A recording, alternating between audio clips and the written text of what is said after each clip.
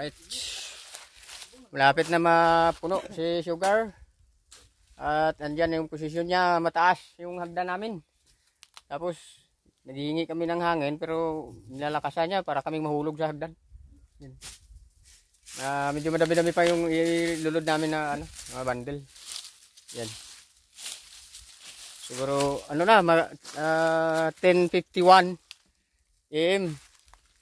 So lumagpas kami sa sinabi ko kanina na 9 to 10, 11, mag-11 na. Hindi kaya eh. Ano ba ang tawag dito, yung malayong distansya sa tawag sa amin yung panting, kung tawagin sa amin lunggo. Malayong distansya ng truck, malayo, kaya mahabang oras yung ginagamit namin. Yan. Pahinga muna kami, tapos yung isa namin kasama, atat na siya. Andun, right. Ayan. Akyat siya, taas siya. Pakita ko lang. Taas ng hagdan. Ano? Tarik. Yun, matarik. Yun. Ayun, matarik yung hagdan namin. Grabe, parang hindi. Ayun. Lapit na mapuno. Saka yun na lang yung mga bundle na yun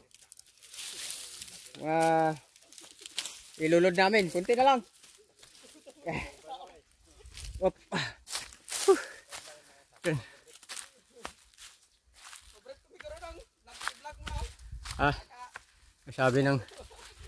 Sabi ni